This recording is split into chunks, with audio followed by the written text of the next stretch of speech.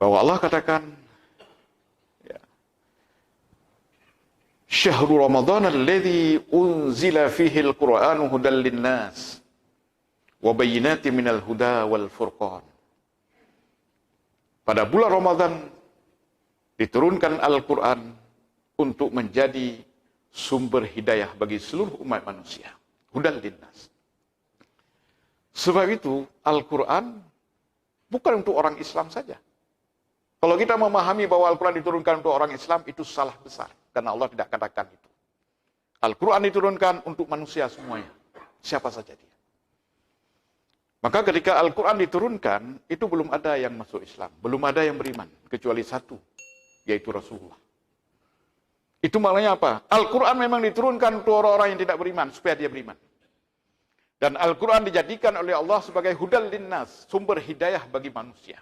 Maka siapa saja yang belajar Al-Quran dengan sungguh-sungguh dan penuh keyakinan, bahkan ada kebencian di awalnya, tapi akhirnya dia masuk Islam. Ini dia yang diakui, itu masuk juga. Ya, yang diakui oleh Inneke Handono, yang jadi mubalighah muslimah sekarang.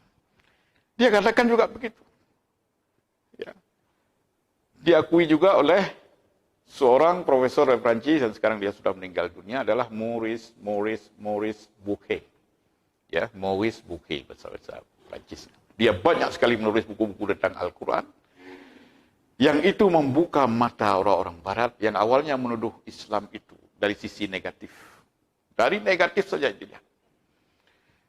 Islam teroris, Islam itu fundamentalis, Islam itu radikalisme. Yang heran kita, termasuk orang-orang Indonesia ini terpengaruh. Termasuk tokoh-tokoh agama di Indonesia. Rusak sudah pikiran. Sehingga orang-orang Islam yang bagus imannya, yang bagus akidahnya, yang taat dia, sudah dituduh dia radikalisme.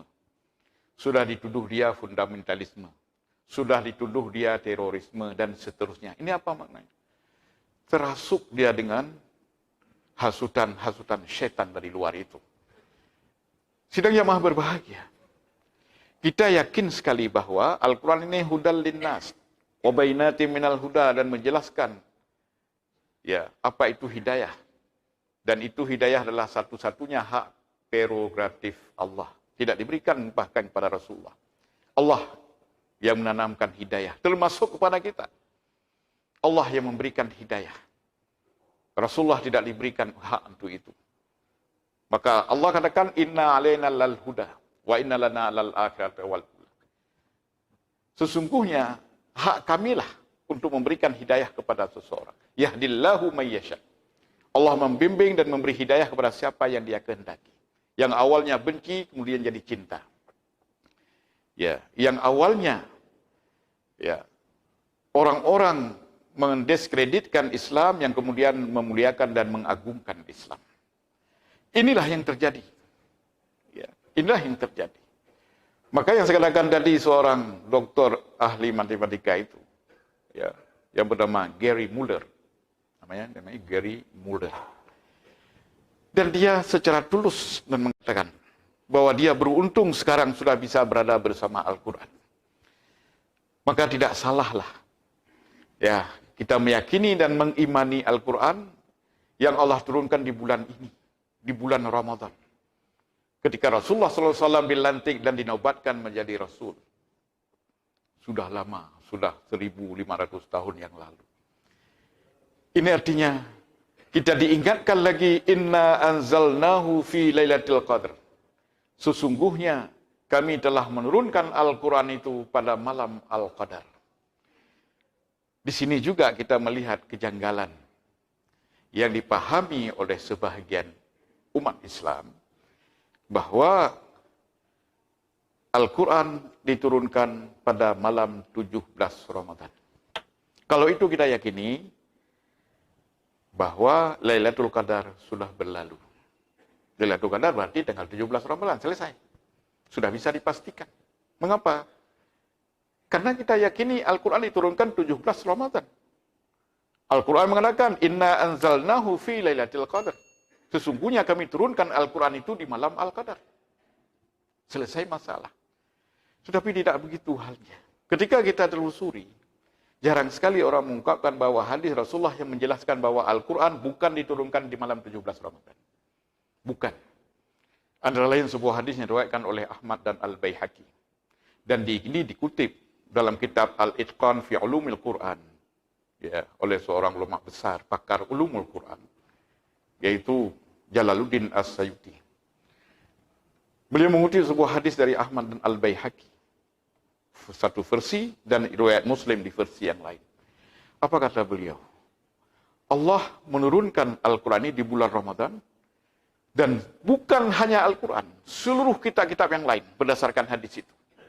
Maka disebutkan bahwa hadis itu mengatakan, unzilat suhufu Ibrahim fi awwali Ramadan.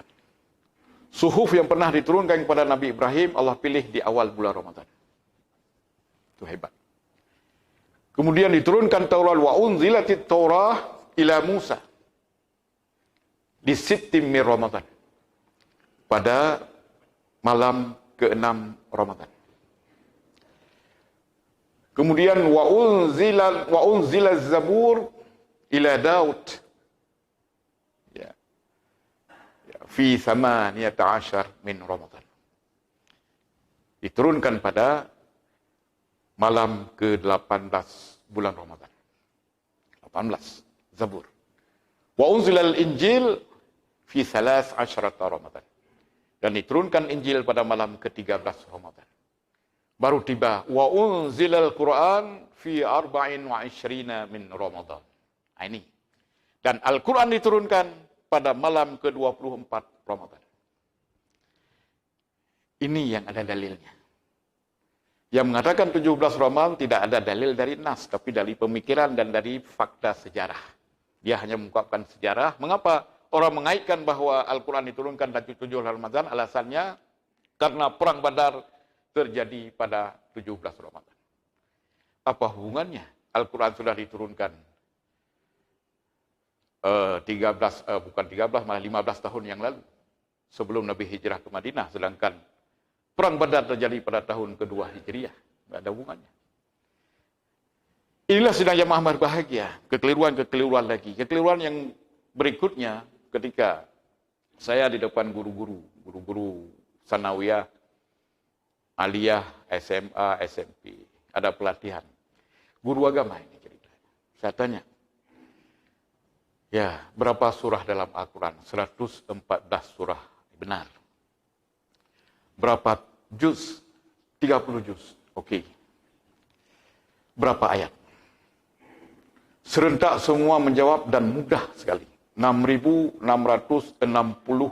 ayat. Ya. Saya cross check kepada murid-murid. Betul tak begitu diajarkan Ibu Guru? Betul. Sekarang coba buka. Semua saat ini tidak banyak waktu yang dihabiskan. Buka Al-Quran, hitung ayat Al-Quran. Benar tak 6.666 ayat? Kalau memang benar, itu bagus. Kalau tidak benar, berarti kita terbohongi selama ini. Hitung. Pakai kalkulator. Bagi kelompok, hitung. Satu kelompok, 55 juz, hitung. Setiap surat, ada di ujung surat itu ada jumlah ayat. Hitung semua. Berapa dapat?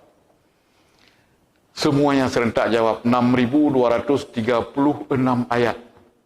436 ayat yang lain ke mana? Yang selama ini diyakini 6.666 ayat. Terlalu banyak lebih ayat. Apa itu ayat-ayat palsu masuk ke dalam Al-Quran sehingga menjadi 6.666 ayat? Inilah sidang jamaah berbahagia, perlu diperbaiki guru-guru agama kita. Guru-guru anak-anak. Lihat langsung. Yang kita yakini adalah ayat yang terdapat dan tercantum dalam Al-Quran sekarang ini. Berdasarkan Mushaf Utsmani. Resam Utsmani. Itu yang didapatkan sebagai standar Al-Quran dunia. Dunia umat Islam. Dunia Muslim. Supaya tidak keliru. Hadirin sidang jamaah berbahagia, ketika kita meyakini Al-Quran, ketika kita memahami, menghayati dan mengamalkan, baru Allah mengatakan, "Dzalikal kitabu la raiba fihi hudal lil muttaqin." Al-Quran itu Tidak ada sedikit pun keraguan di dalamnya. Dan itu menjadi pedoman hidup bagi orang-orang yang bertakwa. Kalau Allah katakan nanti hudal linnas, hidayah, sumber hidayah bagi seluruh umat manusia, kemudian ada yang lebih khusus Allah sebutkan. Ketika orang-orang sudah beriman, menjadikan Al-Quran bahagian dari hidupnya, maka itu menjadi hudal lil muttaqin. Al-Quran ini menjadi hidayah bagi orang-orang yang bertakwa. Maka dalam surah Al-Fatihah, setiap kita salat, dan itu wajib kita baca. Sebagai doa, ihdinas siratal mustaqim. Ya Allah, bimbinglah kami ke jalan hidayah-Mu, kepada agama yang lurus. Itulah Islam. Agama yang benar. Itulah tauhid. Itulah agama yang benar. Itulah agama yang ditempuh oleh Rasul, oleh siddiqin, oleh syuhada dan salihin. Itulah jalan yang kita tempuh. Maka setiap kita tidak kurang 17 kali terus kita berdoa. Tapi sayangnya, ada manusia yang sering mendoakan dan setiap hari mengucapkan itu, tapi jalan yang ditempuhnya bukan jalan hidayah, tapi jalan kesesatan. Sering membangkang. Sering menambah-nambah ajaran yang tidak dilakukan oleh Nabi dan berani dia lakukan. Termasuk doa-doa yang tidak pernah diucapkan oleh Nabi, dia baca dalam salat. Ada apa ini? Lebih Nabi daripada Nabi. Saya sering mengecam. Ada doa-doa yang diatur sendiri, yang dikarang sendiri, lalu dibawa dalam salat. Itu apa? Menghancurkan Islam. Dan menyepelekan Rasulullah. Kapan dia dapat wahyu? Sehingga berani membaca doa-doa yang tidak diajarkan oleh Rasulullah, lalu dia bawa dalam salat. Bisa tidak seperti itu? Tidak bisa. Sahabat Rasulullah, yang paling akrab dengan Rasulullah yaitu Abu Bakar As-Siddiq. Pada suatu hari beliau kepingin sekali untuk berdoa dalam salat, tapi tidak berani. Membuat redaksi bahasa sendiri, padahal beliau bahasa Arab, orang Arab bagaimana? Hebat sekali bahasa Arab. Sudah pasti. Tetapi tidak berani. Tanya dulu pada Rasulullah. Ya Rasulullah, doa apa yang paling bagus kalau saya ingin baca dalam salat? Doa apa? Dalam satu riwayat Rasulullah mengatakan, baca olehmu sebelum kamu mengakhiri salatmu setelah membaca tasyahud akhir atau tahiyat akhir bahasa kita. Mohon perlindungan kepada Allah dari 4 hal. Lalu Rasulullah katakan, Qul Allahumma inni a'udzubika min azabi jahannama wa min azabil qabri wa min fitnatil mahya wal mamati wa min syarri fitnatil masihid dajjal. Ya Allah, aku berlindung kepadamu dari siksaan neraka jahannam, dari siksaan kubur, dari cobaan yang sangat berat, cobaan hidup dan mati, dan dari cobaan yang sangat dahsyat, yaitu cobaan Al-Masih Dajjal yang akan muncul satu saat nanti. 4 hal ini sebelum salam. Ini doa yang ada diajarkan Rasulullah, dan sahabat tidak berani buat doa sendiri dalam salat. Ada tidak coba semua kita ini teliti? Ada tidak Rasulullah dalam satu redaksi dalam hadis, ya, Allahumma dfa'nal bala wal wala wal waba wal fahsya, ya, wasyufil mukhtalifah, ya, ma dhahara minha wa ma batan. Ada enggak doa itu dari Rasulullah? Kalau ada, mohon saya minta dalil itu. Kalau tidak ada, jangan coba-coba bawa dalam salat. Hancur. Itu merusak dan menandingi Nabi. Sahabat sendiri yang bagus sekali bahasanya, tidak berani. Ini apalagi bahasa-bahasa pagi. Bukan bahasa Arab yang bagus itu. Tapi kok berani dalam salat? Apalagi? Maka saya katakan, masuk pula lagi. Nanggro Aceh Darussalam ke situ. Masuk pula lagi. Ya. Min buldanil muslimin ammah wa min Indonesia khasah. Masuk pula Indonesia situ. Kapan Rasulullah pernah sebut Indonesia? Arab pun tidak pernah disebut dalam doa-doa Rasulullah. Ada tak? Ini sidang jamaah berbahagia, kita berpikir yang jernih karena kita orang beriman. Ati'ullah wa ati'ur Rasul. Prinsipnya kita itu. Taat kepada Allah, taat kepada Rasul. Tidak ada yang lebih hebat dari Rasulullah. dalam soal agama. Maka perlu kita teliti kembali, camkan kembali untuk kesempurnaan kita. Sila yang Maha Berbahaya.